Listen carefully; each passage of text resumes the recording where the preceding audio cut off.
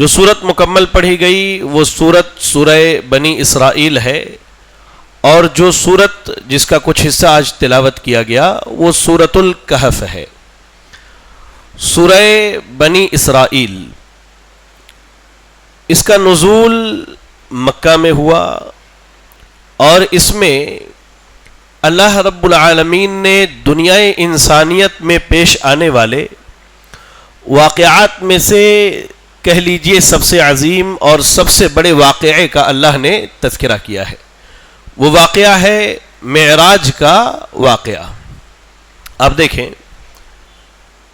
سب سے پہلی آیت شروع ہوتی ہے سبحان الذی اسری بعبدہ لیلا من المسجد الحرام الی المسجد الاقصی الذی بارکنا حولہ لنریہ من آیاتنا انہ هو السمیع البصیر۔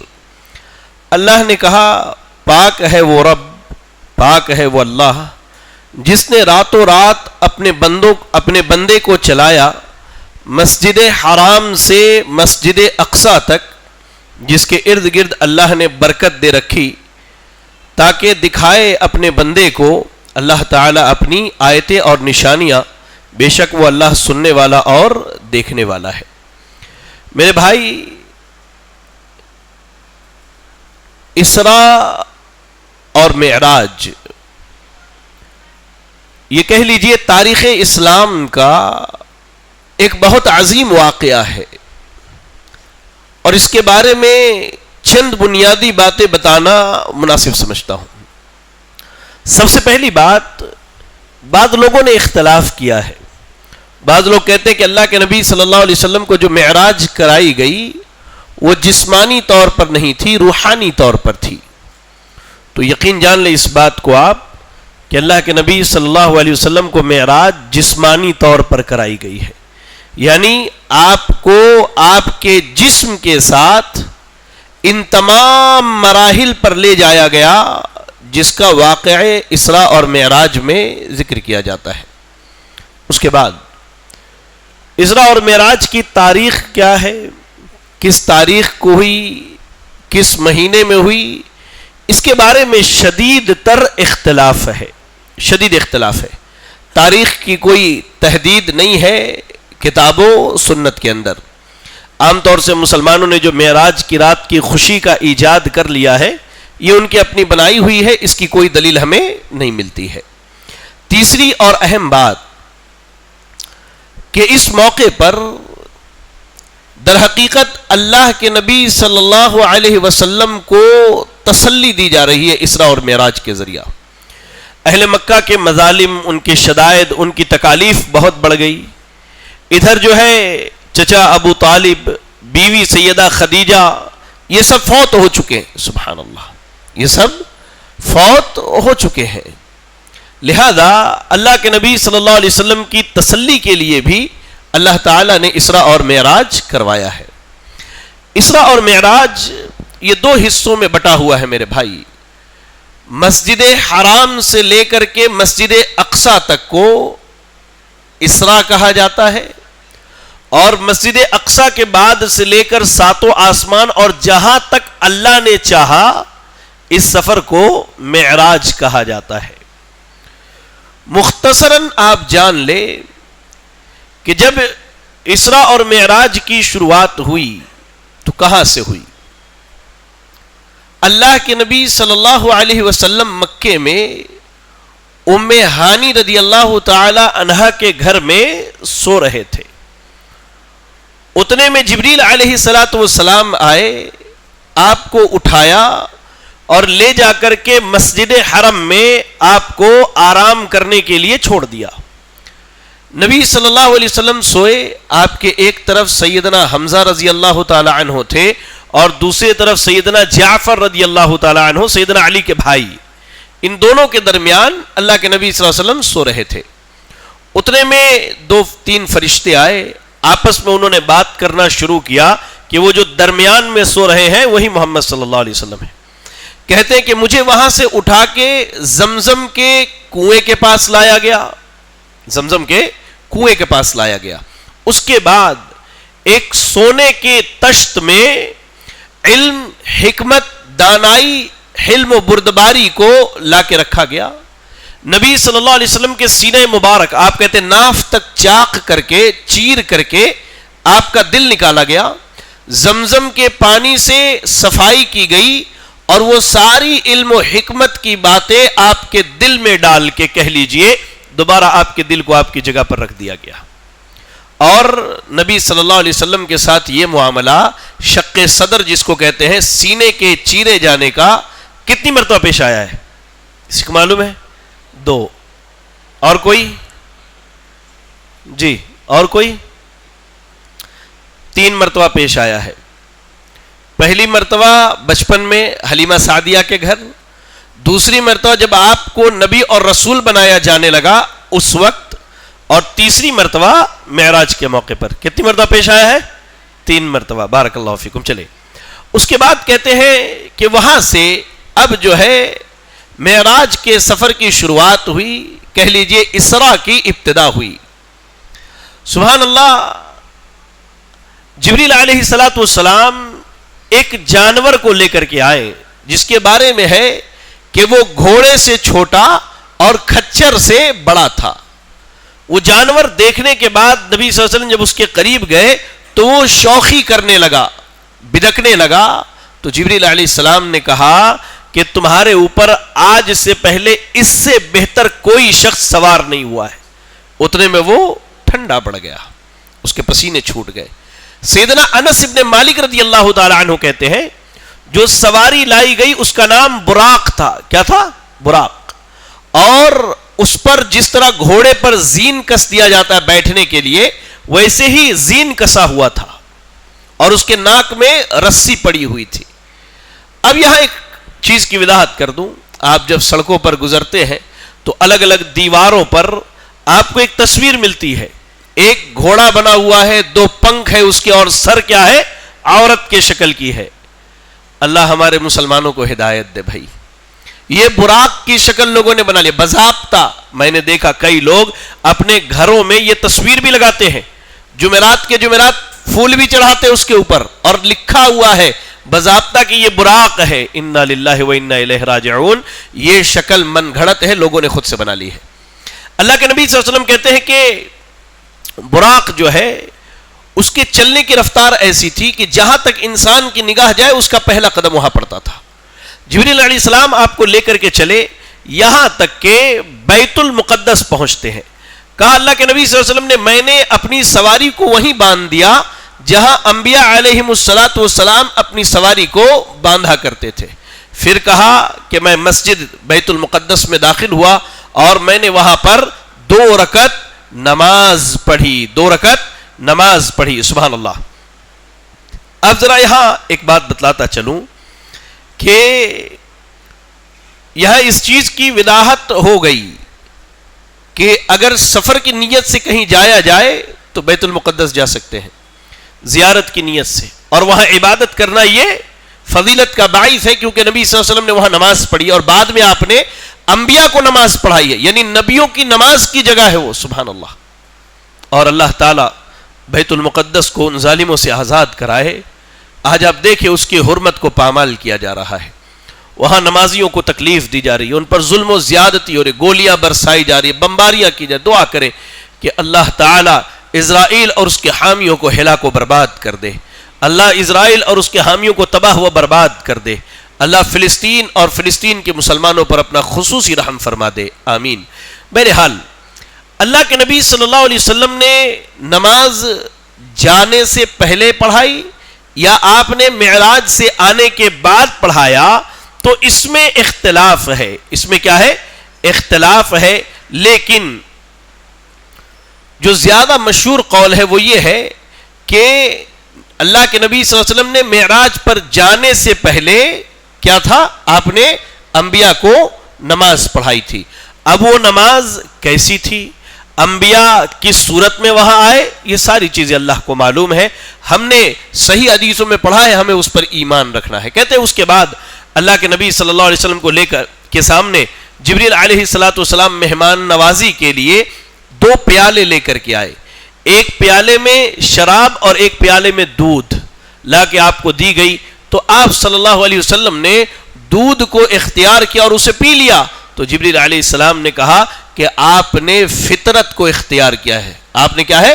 فطرت کو اختیار کیا ہے. ایسے ہی میرے بھائی دین اسلام دراصل پیور کیا ہے؟ قرآن و سنت کا نام ہے. ورنہ یہاں سے تھوڑا، یہاں سے تھوڑا، یہاں سے تھوڑا، یہاں سے تھوڑا، یہ شراب کے مانند ہو جاتا ہے جس میں کئی چیزوں کو ملا کے نچوڑ کے بنایا جاتا ہے. اور اللہ کے نبی نے شراب کو چھوڑ دیا، خالص دودھ کو آپ نے اپنے لیے چنا معراج کے موقع پر. اس کے بعد کہتے ہیں اللہ کے رسول صلی اللہ علیہ وسلم ثم انطلقنا حتى اتينا السماء الدنيا، کہتے ہیں کہ جبریل علیہ السلام مجھے لے کر کے چلے یہاں تک کہ سمائے دنیا پر آئے. تو پتہ یہ چلا کہ نبی صلی اللہ علیہ وسلم کے جانے کا معاملہ کیا تھا؟ آپ کو جبریل علیہ السلام لے کر کے چلے. آپ کے جانے کا جو طریقہ تھا کیا تھا؟ جبریل علیہ السلام لے کر کے چلے. اور جب پہلے آسمان پر پہنچے تو جبریل علیہ السلام نے دستک دی تو پوچھا گیا کون ہے؟ کہا کہ میں جبریل ہوں. کہا آپ کے ساتھ کون آیا ہے؟ کہا کہ محمد الرسول اللہ صلی اللہ علیہ وسلم ہے. کہا کیا انہیں بلایا گیا ہے؟ کہا ہاں انہیں بلایا گیا ہے.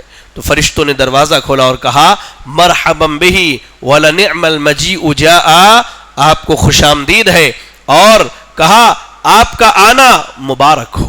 پہلے آسمان کا دروازہ کھلا، اللہ کے نبی صلی اللہ علیہ وسلم گئے تو دیکھا وہاں آدم علیہ السلام سے ملاقات ہوئی. جبریل علیہ السلام نے کہا اے رسول صلی اللہ علیہ وسلم یہ آدم علیہ السلام، ان کو سلام کیجئے. تو اللہ کے نبی صلی اللہ علیہ وسلم نے سلام کیا. انہوں نے جواب دینے کے بعد کہا مرحبا بالنبی الصالح والابن الصالح، کہ خوش آمدید ہے نیک نبی اور نیک بیٹے کو. اس کے بعد کہتے ہیں کہ آدم علیہ السلام نے نبی صلی اللہ علیہ وسلم کے حق میں دعائے خیر کی. پھر دیکھا اللہ کے نبی نے ایک عجیب معاملہ کہ آدم علیہ السلام دائیں طرف دیکھتے ہیں تو خوش ہو جاتے ہیں اور بائیں طرف دیکھتے ہیں تو رونے لگتے ہیں. پوچھا کیا ماجرا ہے؟ جبریل علیہ السلام سے کہا دائیں طرف ان کی جو اولادیں ہیں وہ اہل جنت میں سے انہیں دیکھ کے خوش ہوتے ہیں، اور بائیں طرف جو ہیں ان اولادوں کی روحیں ہیں جو اہل جہنم میں سے جنہیں دیکھتے ہیں تو وہ غمگین ہو جاتے ہیں اور رونے لگتے ہیں.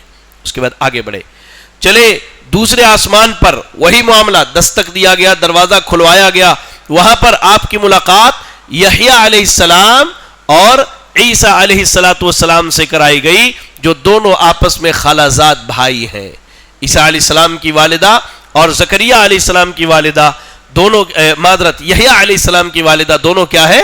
بہنیں ہیں، خالہ زاد بھائی ہیں دونوں. اللہ کے نبی نے ان کو سلام کیا، خوش آمدید کیا، اور پھر آگے بڑھے.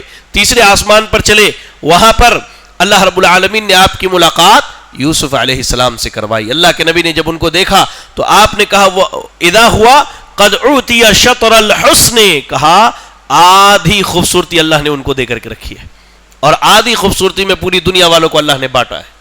سبحان اللہ، سوچی کتنے خوبصورت ہوں گے، کتنے خوبصورت ہوں گے یوسف علیہ السلام. اس کے بعد چوتھے آسمان پر پہنچے تو وہاں پر ادریس علیہ السلام سے آپ کی ملاقات کروائی گئی. پھر پانچویں آسمان پر پہنچے تو وہاں پر آپ کی ملاقات موسیٰ علیہ السلام کے بھائی ہارون علیہ السلام سے کرائی گئی. پھر چھٹے آسمان پر پہنچے تو آپ کی ملاقات موسیٰ علیہ السلام سے کرائی گئی.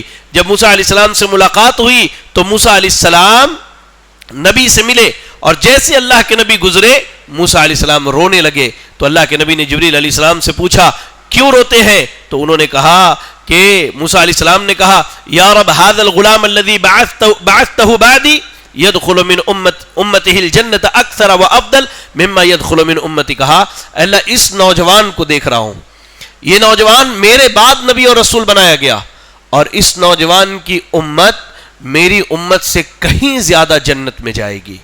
یہ دیکھ کر کے اپنی امت کی فکر میں موسیٰ علیہ السلام رونے لگے. اس کے بعد اللہ کے نبی صلی اللہ علیہ وسلم ساتویں آسمان پر لے جائے گئے.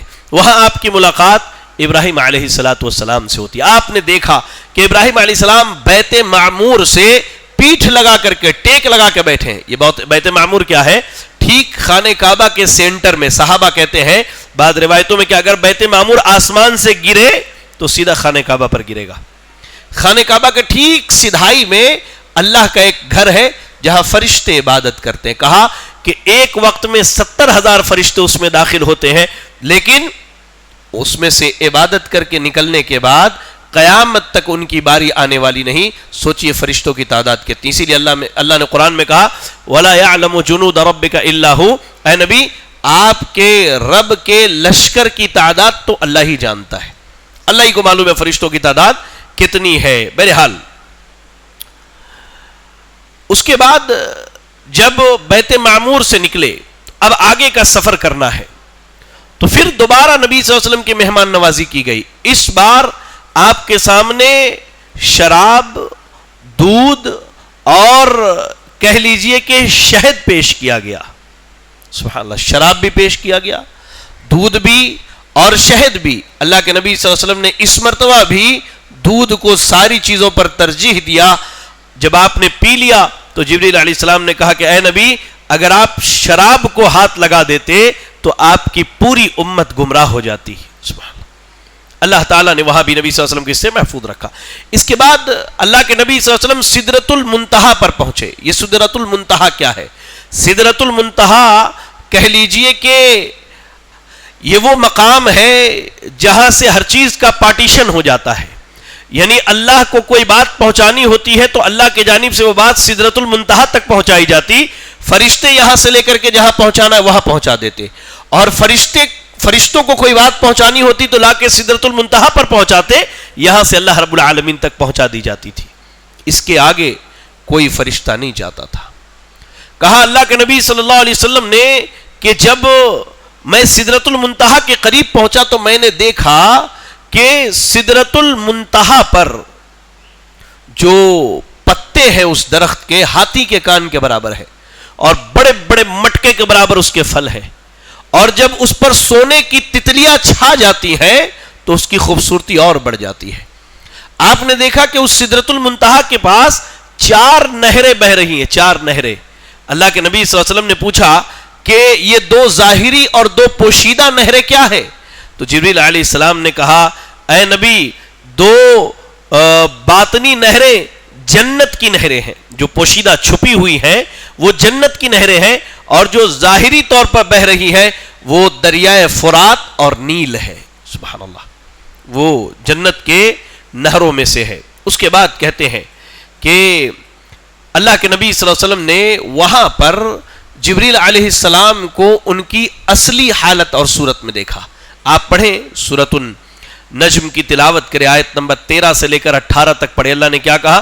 وَلَقَدْ رَآهُ نَزْلَةً أُخْرَى عِنْدَ سِدْرَةِ الْمُنْتَهَى عِنْدَهَا جَنَّةُ الْمَأْوَى إِذْ يَغْشَى السِّدْرَةَ مَا يَغْشَى مَا زَاغَ الْبَصَرُ وَمَا طَغَى لَقَدْ رَآ مِنْ آيَاتِ رَبِّهِ الْكُبْرَى۔ کہا اللہ نے کہ نبی نے ان کو دوبارہ دیکھا۔ نبی صلی اللہ علیہ وسلم نے پہلی مرتبہ کب دیکھا تھا؟ جبریل علیہ السلام کو پہلی مرتبہ کب دیکھا تھا؟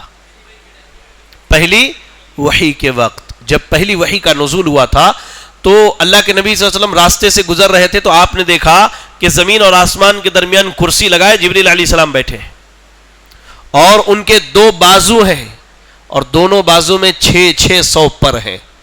دوسری مرتبہ اللہ کے نبی صلی اللہ علیہ وسلم نے کہا دیکھا؟ سدرۃ المنتہا کے پاس، اور جنت المأوا جو ہے، قرآن میں بار بار جنت المأوا کا ذکر آتا ہے، کہا وہ سدرۃ المنتہا کے پاس ہے۔ اذ یغشی السدرۃ ما یغشی، کہا کہ جو چیز سدرۃ المنتہا پہ چھا گئی، یعنی وہی سونے کے چھوٹی چھوٹی تتلیاں اور پرندے جب اس پر چھا گئے تو بڑا خوبصورت ہو گیا، وہ درخت بڑا خوبصورت ہو گیا۔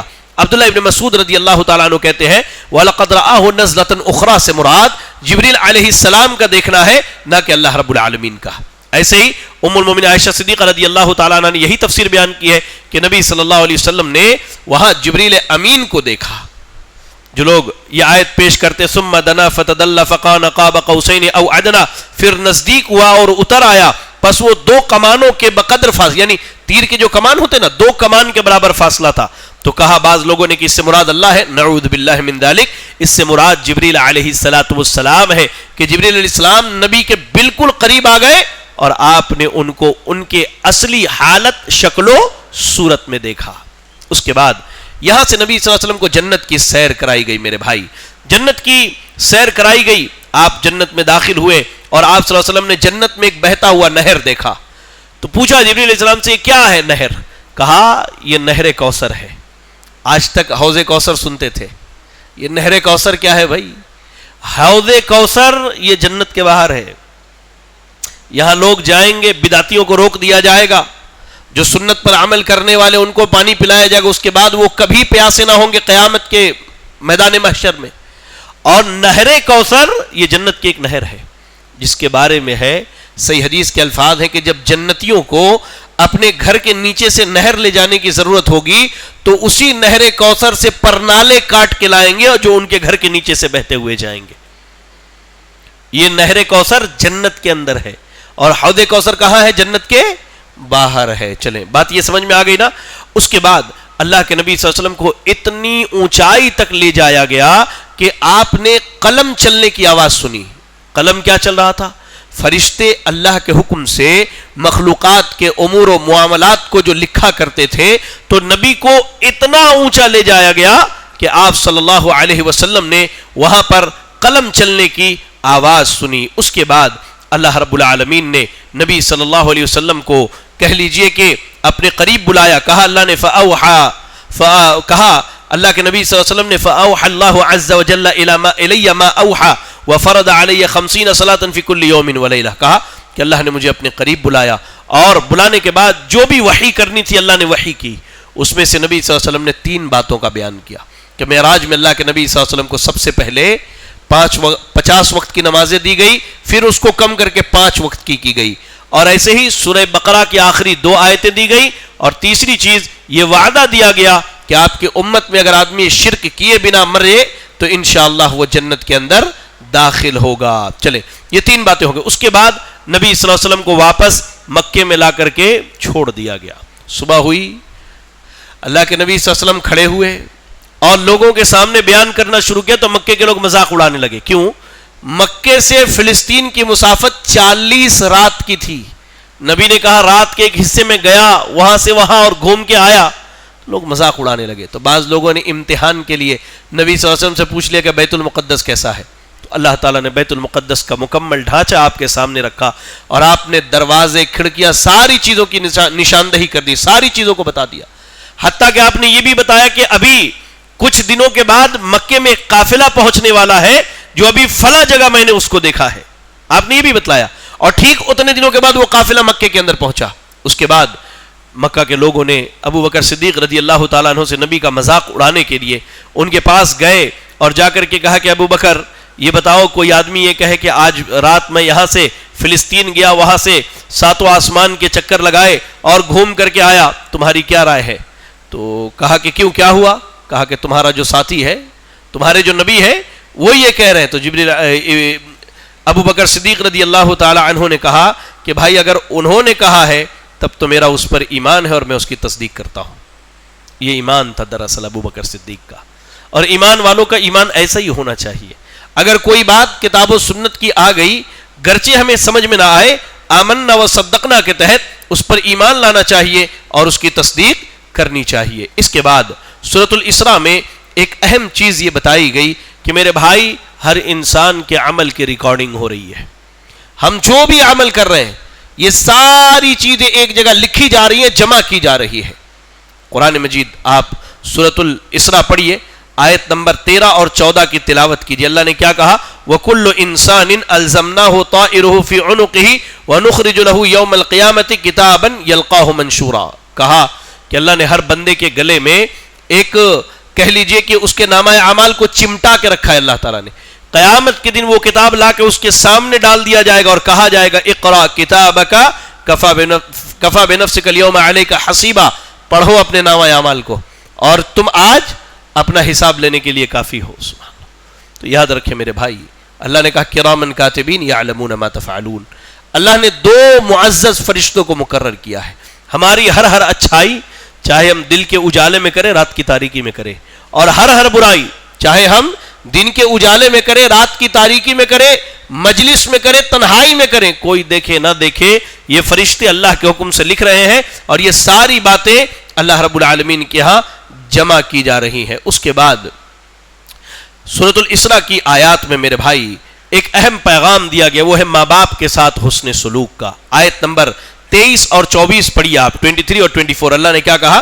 وَقَضَىٰ رَبُّكَ أَلَّا تَعْبُدُوا إِلَّا إِيَّاهُ وَبِالْوَالِدَيْنِ إِحْسَانًا. کہا اللہ نے کہ تمہارے رب نے یہ فیصلہ کر دیا ہے کہ اس کی عبادت کے بعد اگر تمہارے حسن سلوک کا کوئی حقدار ہے تو تمہارے ماں باپ ہے. اس سے پتہ چلتا ہے میرے بھائی کہ ماں باپ کا مقام کتنا اونچا ہے.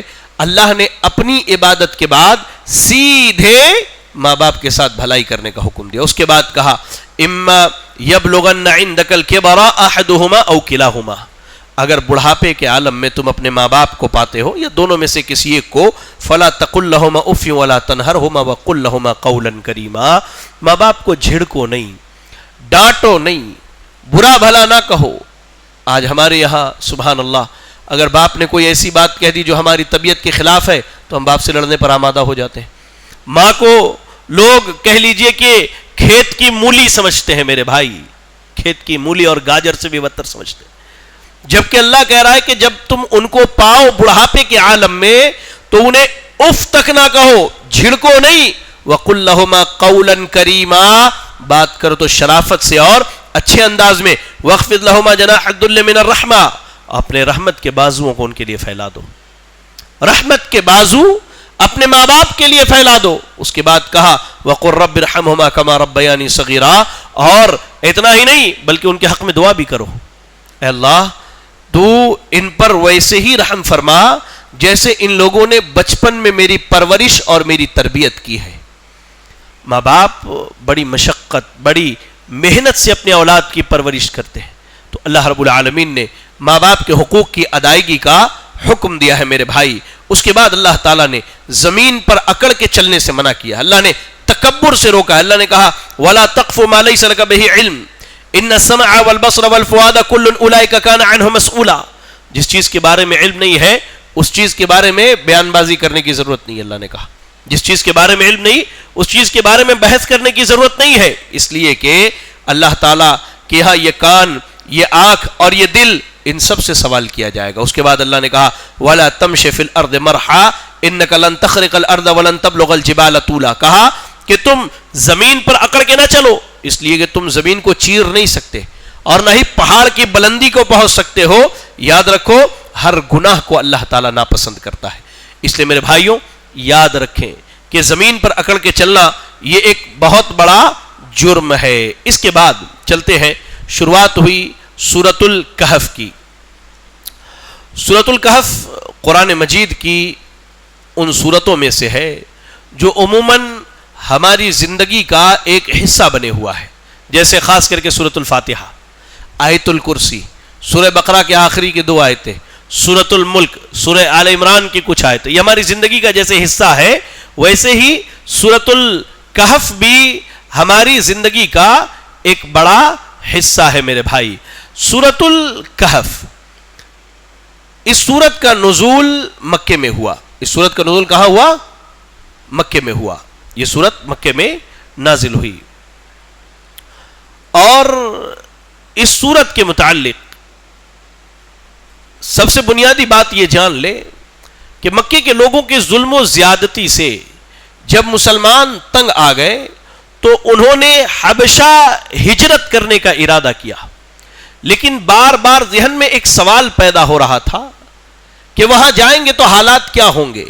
تو اللہ تعالی نے اس سورت میں چند نوجوانوں کے واقعے کو بیان کیا ہے کہ جنہوں نے اپنا گھر بار سب چھوڑ کر کے اللہ کی راہ میں نکل گئے تو اللہ تعالیٰ نے ان کی جیسے مدد کی ویسے ہی اللہ تعالیٰ مکہ کے مسلمانوں کی بھی مدد کرنے والا ہے. کہتے ہیں سورۃ الکہف کے متعلق صحیح مسلم کی ایک حدیث ملتی ہے جس میں اللہ کے نبی صلی اللہ علیہ وسلم نے فرمایا کہ جو بندہ سورۃ الکہف کی ابتدائی 10 آیتوں کو یاد کر لے تو وہ دجال کے فتنے سے محفوظ رہے گا، وہ دجال کے فتنے سے محفوظ رہے گا. ایسے ہی ایک روایت یہ ملتی ہے کہ جو جمعہ کے دن سورۃ الکہف کی تلاوت کرے تو اس جمعہ سے لے کر آئندہ جمعہ تک اس کے لیے اللہ کے جانب سے ایک نور روشن کیا جاتا ہے، ایک نور روشن کیا جاتا ہے. ایسے ہی اس سورت کا پڑھنا ہمارے لیے اطمینان و سکون کا باعث ہے اور دل کے سکون کا باعث ہے. یہ نوجوان کون تھے جن کو اصحاب الکہف کہا جاتا ہے؟ کہف کے معنی ہوتے ہیں غار کے، کیف جسے کہتے ہیں انگلش میں، پہاڑ کا کھوہ جسے کہتے ہیں غار، یہ انگلش اس کا معنی ہوتا ہے.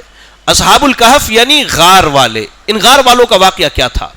تو آپ بنیادی طور پر ایک چیز یاد رکھیں کہ عیسیٰ علیہ السلام سے عیسیٰ علیہ السلام کے غالباً بعد یا پہلے واللہ عالم ایک بادشاہ تھا جس کا نام تھا دقیانوس. اس بادشاہ نے لوگوں کو بت پرستی پر بالکل مجبور کر کے رکھا تھا, بالکل مجبور کر کے رکھا تھا, اور ہر وقت وہ شرکیہ اعمال کی دعوت دیتا تھا. اب اس قوم کے لوگوں نے اس شخص کی یا اس حاکم کی بات مان لی, لیکن اللہ تعالیٰ نے, جیسا کہ اللہ نے آیت نمبر 9 اور 10 میں بیان کیا کہ اللہ تعالیٰ نے کچھ نوجوانوں کو یہ سمجھ دی کہ عبادت صرف اللہ کی ہونی چاہیے اور کسی کی نہیں. اور میں تو دعا کرتا ہوں کہ اللہ تعالیٰ ہمارے نوجوانوں کو بھی اصحاب الکہف کی طرح سمجھ اور فہم عطا فرمائے. آپ دیکھیں معذرت کے ساتھ یہ دینی دروس ہو رہے ہیں, لوگ نماز پڑھے چلے گئے. کئی ایسے نوجوان ہیں جو ادھر ادھر گلیوں میں چورستوں پر یہاں وہاں کھڑے ہو کر کے اڈا بازی کر رہے ہیں. میں ان کو برا نہیں کہہ رہا ہوں یا ان پر عیب نہیں لگا رہا ہوں, بتانا یہ چاہتا ہوں کہ اگر ہم یہاں بیٹھ کر سنتے تو شاید ہمارے ایمان کی اصلاح ہو جاتی. کہا کہ ان نوجوانوں کے دلوں میں اللہ نے یہ بات ڈال دی. اب ان کی توحید کا جب چرچا ہوا تو بات بادشاہ تک پہنچی. بادشاہ نے کہا کہ اللہ کی عبادت چھوڑ دو. یہ لوگ نہیں مانے اور ان لوگوں نے اللہ سے کیا دعا کی. کہا اللہ رب العالمین نے کہ اذ اول فتیۃ الی الکہف فقالوا ربنا آتنا من لدنک رحمہ وہیئ لنا من امرنا رشدا. کہا جب یہ نوجوان غار کے پاس آئے تو ان لوگوں نے کہا اے ہمارے رب تو اپنے جانب سے خاص رحمت کا نزول فرما دے. یہ نوجوان کتنے تھے, ان کی تعداد کے بارے میں اہل کتاب نے اختلاف کیا. تو اللہ نے کہا انہم فتیہ, اذ اول فتیۃ, فتن کے معنی ہوتے ہیں نوجوان, اور فتیتن اس کی جمع ہے لیکن جمع قلت ہے, یعنی 3 سے 9, تو ہم بڑی تعداد مان لیتے ہیں. 9 قریب قریب یہ 9 نوجوان تھے. یہ کتنے تھے؟ 9 نوجوان تھے. اور یہ جب راہ میں چل رہے تھے تو ان کے پیچھے ایک کتا بھی لگ گیا, ان کے پیچھے ایک کتا بھی لگ گیا, اور ان کے لاکھ بھگانے پر وہ پیچھے نہ ہٹا, ان کے ساتھ چلتا رہا یہاں تک کہ یہ غار میں آئے. آنے کے بعد اللہ رب العالمین نے انہیں سلا دیا. سوئے. کتنا سوئے کسی کو معلوم ہے؟ 350 سال اور 309 سال. بارک اللہ فیکم. 309 سال, 309, 309 سال یہ سوئے رہ گئے. اب ادھر دنیا کی تو حالت پوری ہم 1 مہینہ اپنے شہر سے باہر جا کے واپس آتے تو حالت بدل جاتی ہے, کہیں بلڈنگ, کہیں کھڈے, کہیں کچھ تعمیر ہوتے رہتے. اب یہ 309 سال کے بعد جب اٹھے تو نوجوانوں میں سے کسی ایک نے کہا کہ بھائی باہر جاؤ, جا کر کے کچھ خرید کے لے آؤ کھانے پینے کا. اور وہی 309 سال پرانا سکہ لے کر کے پہنچے.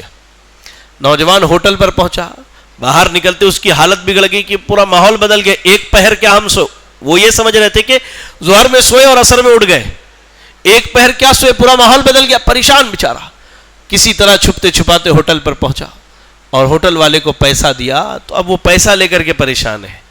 یہ پیسہ 309-10 سال پرانا ہے, اس کے پاس کہاں سے آیا؟ پوچھا اس سے تو کہا کہ بھائی میں اسی بستی کا رہنے والا ہوں اور میں یہی قریب کا رہنے والا ہوں. تو اب دکاندار نے اپنے دوسرے دکاندار کو دکھایا اور یہ بات کسی طرح حکومت تک پہنچ گئی. لوگوں میں کیا ہلہ ہوا, کیا لوگوں نے شور مچایا کہ ان لوگوں کو کہیں خزانہ ملا ہے چھپا ہوا. اب پیچھے پیچھے گئے, ان نوجوانوں کو بلانے کے لیے کہا. سبحان اللہ. کہتے ہیں مفسرین کے مدعا یہ تھا کہ بعد والا جو بادشاہ تھا, جو موجودہ بادشاہ تھا ان کے زندہ ہونے کے بعد, وہ ایمان لا چکا تھا, لیکن لوگوں کے آپس میں اختلاف تھا کہ اللہ مردوں کو کیسے زندہ کرے گا. تو قوم کے سارے لوگ ان کے پیچھے پیچھے گئے, یہ بندہ بھی اندر گیا اور جانے کے بعد اللہ تعالیٰ نے دوبارہ سب کو موت دے دیا. قوم کے لوگوں نے دیکھ لیا کہ زندہ آیا تھا, اندر جانے کے بعد اس کی موت ہو گئی. یعنی اللہ زندوں کو ایسے ہی, مردوں کو اللہ ایسے ہی زندہ کرے گا. ان کا مسئلہ بھی حل ہو گیا اور اصحاب کہف کا معاملہ بھی حل ہو گیا. تو پتہ یہ چلا کہ اللہ رب العالمین کی کہہ لیجئے رحمت سے انسان کو نا امید نہیں ہونا چاہیے. اس صورت میں ایک اہم بات یہ بھی ہے, آیت نمبر 23 اور 24 جو میں آگے نکل گیا, اس میں یہ ہے کہ اللہ نے کہا وَلَا تَقُولَنَّ لِشَيْءٍ إِنِّي فَاعِلٌ ذَلِكَ غَدًا إِلَّا أَن يَشَاءَ اللَّهُ وَاذْكُر رَّبَّكَ إِذَا نَسِيتَ. اللہ کے نبی صلی اللہ علیہ وسلم کے پاس یہودیوں سے مشورہ کر کے کچھ مشرکین آئے تھے. کہا کہ جاؤ ان سے کچھ باتیں پوچھ لو, اگر بتا دے تو سچے نبی ہیں. ان سوالات میں ایک سوال تھا کہ کہہ لیجئے کہ روح کیا ہے. ایک سوال یہ تھا اصحاب کہف کے بارے میں بتائیے وہ کون ہے.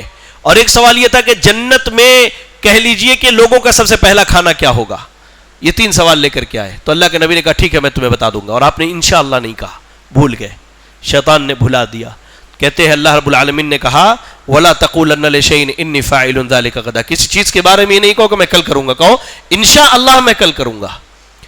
انشاءاللہ نہ کہنے کی وجہ سے 15 دن تک اللہ کے نبی پر وحی نہیں آئی تھی. 1-2 دن نہیں, 15 دن پر. اس لیے انشاءاللہ کی عادت ڈال لیجئے. ایسے ہی اس سورت کے اندر آیت نمبر 32 پر ہم پہنچتے ہیں تو اللہ تعالیٰ نے یہاں 2 لوگوں کا واقعہ بیان کیا میرے بھائی. بڑا بہترین واقعہ ہے, بڑا بہترین واقعہ. 2 دوست تھے یا 2 بھائی تھے.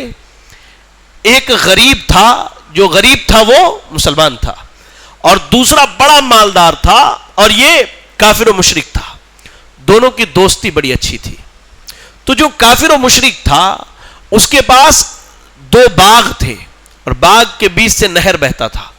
اب پانی کی سیرابی سے اس کے باغ میں پھل بڑے اگتے تھے, بڑے اگتے تھے. ایک دن باغ کے اندر داخل ہوا. اس کا تذکرہ اللہ نے آیت نمبر 32 میں کیا. وَضْرِبْ لَهُمْ مَثَلَ الرَّجُلَيْنِ جَعَلْنَا لِأَحَدِهِمَا جَنَّتَيْنِ مِنْ أَعْنَابٍ وَحَفَفْنَاهُمَا بِنَخْلٍ وَجَعَلْنَا بَيْنَهُمَا زَرْعًا. یہ اللہ نے بیان کیا. کہا کہ جو باغ والا تھا اس کے باغ میں بڑے پھل فروٹس ہوتے تھے کیونکہ درمیان سے پانی گزرتا تھا اور کھیتی کے تمام اسباب مہیا تھے. ایک دن غریب دوست کو لے کر کے آیا اور اس دوست کو مخاطب کر کے کہتا ہے کہ دیکھو یہ میرا باغ ہے, یہ میرا کیا ہے, باغ ہے, اور میں سمجھتا ہوں کہ اللہ اکبر یہ باغ جو ہے میرے ہے اور یہ جو پھل اگا ہے اس میں اسے کوئی ختم کرنے والا نہیں ہے, اسے کوئی مٹا نہیں سکتا ہے. سمجھے؟ تو اس شخص نے کہا کہ کاش تم, اللہ نے کہا وَدَخَلَ جَنَّتَ وَظَالِمٌ لِنَفْسِهِ قَالَ مَا أَظُنُّ أَن تَبِيدَ هَذِهِ أَبَدًا. کہا کہ میں سمجھتا ہوں کہ کبھی ختم ہونے والا نہیں ہے, اور اگر قیامت قائم بھی ہو گئی تو جب میں مر کے جاؤں گا تو اس سے بہتر مجھے وہاں ملے گا. ہے کفر پر, اور کیا کہہ رہا ہے, مر کے جاؤں گا تو مجھے اس سے بہتر ملے گا. قال له صاحبه وهو يحاوره كفرت بالذي خلقك من تراب ثم من نطفة ثم سواك رجلا. ایمان والا دوست کہتا ہے کہ تم اللہ کا انکار کر رہے ہو, تم کہتے ہو اسے کوئی مٹانے والا نہیں, کوئی ختم کرنے والا نہیں ہے. ہاں تم کہتے ہو کہ مر جاؤ گے تو اس سے بہتر تمہیں ملے گا. اللہ نے تمہیں پانی کے حقیر قطرے سے پیدا کیا, پھر اللہ نے تمہیں مٹی سے بنایا اور تمہیں انسانی شکل میں اللہ رب العالمین نے ڈھالا. ایمان والا کہتا ہے میں تو اپنے رب کے ساتھ کسی کو شریک نہیں کروں گا. اس کا یہ تکبر, یہ گھمنڈ, اللہ اکبر. کہا اس دوست نے اگر تم اپنے باغیچے میں داخل ہوئے تو تم کو تو ماشاء اللہ لا قوت الا باللہ کہنا چاہیے تھا کہ یہ اللہ کے فضل سے, اس کی رحمت سے, ساری طاقت ساری قوت یہ اللہ کی جانب سے. تم تکبر میں کہتے ہو کہ یہ میرا ہے اور یہ کبھی ختم ہونے والا نہیں, یہ کبھی مٹنے والا نہیں. کہا اللہ رب العالمین نے اللہ اکبر کہ آسمان سے اس کے اوپر اللہ نے ایسی کہہ لیجئے کہ لعنت برسائی کہ جب یہ صبح اپنے باغیچے میں پہنچتا ہے تو دیکھتا ہے کہ انگور کے اوپر جو چھپر اس نے بنائی تھی وہ سب زمین بوس ہو چکے اور سارا فصل تہس نہس ہو چکا ہے. تب اس نے اپنے دوست کی طرف متوجہ ہو کر کے کہا کہ یا لیتنی لم اشرک بربی احدا, ہائے کاش میں شرک نہیں کرتا تو شاید اللہ تعالیٰ اس چیز کو بچا لیتا اور اس کی حفاظت کرتا. سبحان اللہ. یہ واقعہ اللہ رب العالمین نے خصوصاً ہمارے لیے بیان کیا ہے میرے بھائی. اگر اللہ نے کوئی نعمت دی ہے تو اس نعمت پر اترانے کا نہیں ہے, اس نعمت پر گھمنڈ اور تکبر کرنے کا نہیں. ہمیں اس نعمت پر اللہ کا شکر ادا کرنا ہے. اور اگر اللہ نے نعمت نہیں دی ہے, جیسے اس کے غریب دوست کو اللہ نے نہیں دیا تھا, تب بھی اللہ کا شکر ادا کرنا ہے کہ اللہ نے جتنا کم دیا ہے اتنے کم کا ہی سوال کرے گا اللہ ہم سے. اللہ نے 5 دیا تو اللہ 10 کے بارے میں نہیں پوچھے گا, اللہ 5 کے بارے میں ہی پوچھے گا. تو اس کے دوست نے توحید پر قائم رہتے ہوئے سبحان اللہ اپنے دوست کو نصیحت کی اور اس کی اصلاح کی کوشش کی, لیکن گھمنڈ اور تکبر میں وہ نہ مانا تو اللہ رب العالمین نے اسے اس کے ساری چیزوں کو برباد کر کے عبرت اور نصیحت دیا. تب اسے احساس ہوا کاش میں اللہ کی وحدانیت کو مان لیتا اور اس کی ایکتائی کو قبول کر لیتا. تو یہ کچھ باتیں تھیں. انشاءاللہ آیت نمبر 45 پر ہم کل بات کریں گے. وہاں بھی اللہ تعالیٰ نے دنیاوی زندگی کی مثال دی ہے، اور بھی آگے سیدنا موسیٰ اور سیدنا خضر علیہ السلام، ایسے ہی ذوالقرنین وغیرہ کے واقعات، اور یاجوج و ماجوج کے تعلق سے بہت ساری باتیں آئی ہیں. انشاءاللہ اللہ نے توفیق دی تو آئندہ کل کے درس میں آپ کے سامنے یہ باتیں رکھی جائیں گی. دعا کریں اللہ سے کہ اللہ رب العالمین ہمیں اور آپ کو قرآن مجید کی تعلیمات کو سمجھ کر اس کے مطابق زندگی گزارنے کی توفیق عطا فرمائے. آمین. وآخر دعوانا ان الحمد للہ رب العالمین. جزاکم اللہ خیرا. السلام علیکم ورحمۃ اللہ وبرکاتہ.